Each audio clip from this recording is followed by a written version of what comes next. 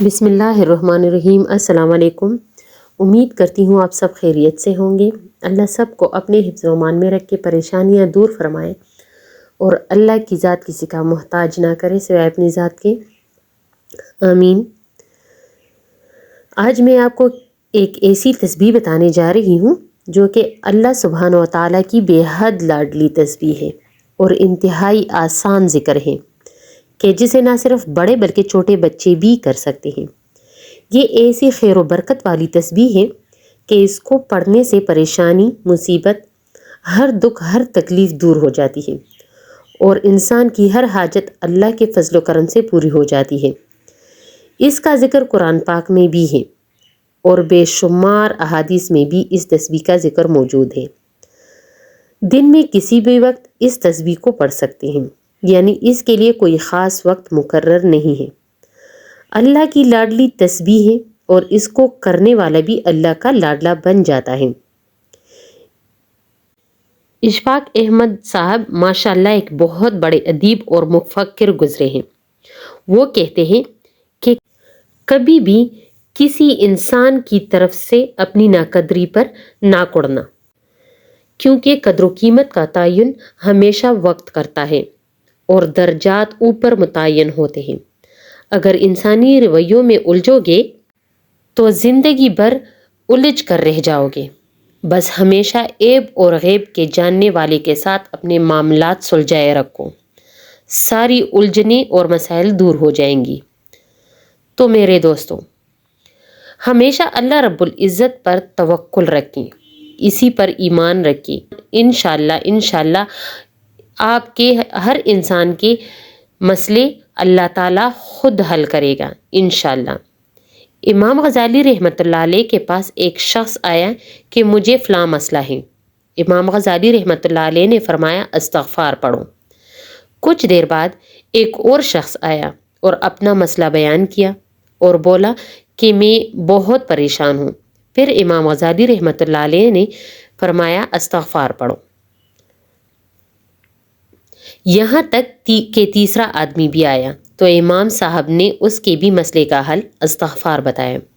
قریب بیٹا ایک دوست جو سب دیکھ رہا تھا کافی حیران ہوا اور اس سے کہنے لگا کہ حضرت، آپ کے پاس جو بھی اپنا مسئلہ لے کر آتا ہے آپ اسے ایک ہی عمل بتاتے ہو، استغفار کیا کرو، حالانکہ ان تینوں کے مسئلے الگ الگ نوعیت کے تھے۔ تو امام غزالی رحمۃ اللہ علیہ نے فرمایا کہ کیا تم نے سورۃ نوح نہیں پڑھی؟ حضرت نوح علیہ السلام اپنی قوم کو کیا فرمایا رہے تھے کہ اے لوگو استغفار کرو، اللہ اولاد دے گا، استغفار کرو، اللہ رزق دے گا، اللہ کھیت دے گا، باغات دے گا، بارش برسائے گا۔ لہٰذا ہر مسئلے کا حل تو استغفار ہے، اس لیے میں نے سب کو استغفار کرنے کا مشورہ دیا ہے۔ اصل میں استغفار کرنا اللہ تعالیٰ کے ساتھ اپنے معاملات کو درست کرنا ہے، اور پھر جب اللہ کے ساتھ بندے کا معاملہ ٹھیک اور درست ہو جائے تو ہر مسئلہ خود بخود حل ہونے لگتا ہے۔ جو شخص ہر وقت اللہ رب العزت سے ہر وقت توبہ اور استغفار کرتا رہتا ہے، یقیناً اللہ پاک کی مدد اس کے ہر حال میں شامل ہو جاتی ہے اور یوں وہ اللہ سبحانہ و تعالیٰ کا لاڈلا بن جاتا ہے۔ تو جو لوگ بھی اس تسبیح کو پڑھتے ہیں اللہ سبحانہ و تعالیٰ کا لاڈلا بن جاتا ہے، اور یہ تسبیح جب بھی کوئی شخص پڑھتا ہے تو اللہ تعالیٰ اس پر اپنا خاص کرم اور فضل نازل فرماتا ہے اور اللہ اس بندے پر اپنا رحم فرماتا ہے۔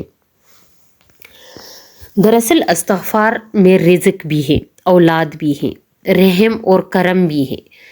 اللہ تعالیٰ استغفار سے باغات دے گا، کھیت دے گا، بارش برسائے گا انشاءاللہ۔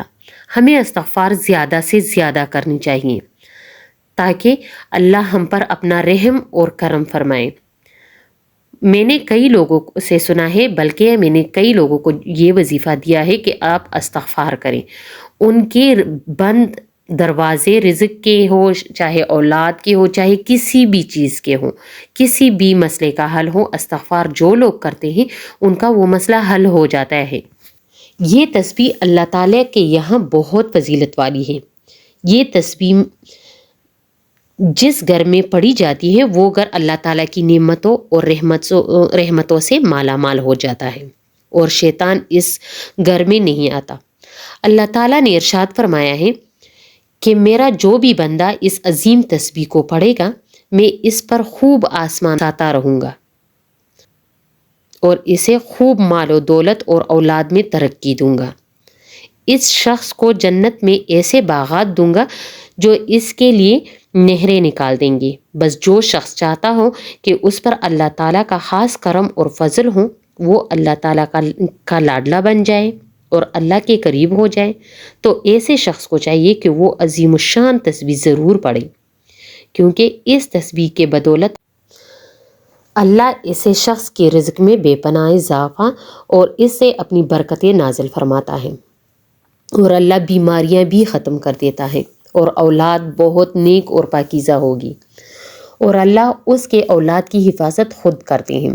اب آتے ہیں وظیفہ کی جانب۔ وظیفہ ہے استغفر اللہ۔ یہ الفاظ اللہ تعالیٰ کو بہت پسند ہیں۔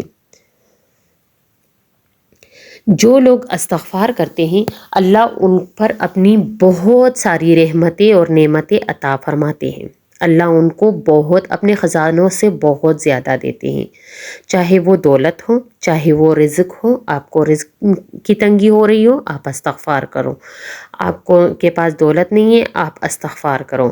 آپ کے بچے نہیں ہیں، آپ استغفار کرو۔ اگر آپ کے بچے ہیں لیکن وہ نیک نہیں ہیں، یعنی کہ وہ بچے ہوتے ہیں کچھ غلط کاموں میں پڑ جاتے ہیں، تو آپ استغفار کیا کرو۔ استغفار سے اللہ سب کے مسئلے حل کرواتے ہیں۔ کچھ ٹائم پہلے ہم بہت زیادہ بارش مانگ رہے تھے خدا سے، تو سب کو، جو لوگ بھی میرے پاس آتے تھے، میں نے ان سب کو بولا کہ آپ استغفار کیا کرو۔ استغفار کرنے سے بارش ہوگی، آپ کی بیماریاں بھی ختم ہو جائیں گی۔ اور وہ بیماریاں تھی بھی بارش کی وجہ سے، بارش نہیں ہو رہی تھی تو اس وجہ سے بیماریاں ہو رہی تھی۔ لیکن ویسے بھی اگر کوئی بیمار ہے تو وہ استغفار کیا کریں، استغفار سے وہ بیماری بھی ختم ہو جائے گی۔ جو لوگ اللہ کے قریب ہونا چاہتے ہیں اور اپنے ہر مسئلے کا حل چاہتے ہیں، وہ زیادہ سے زیادہ استغفار کریں۔ سارے مسئلوں کا حل استغفار ہے۔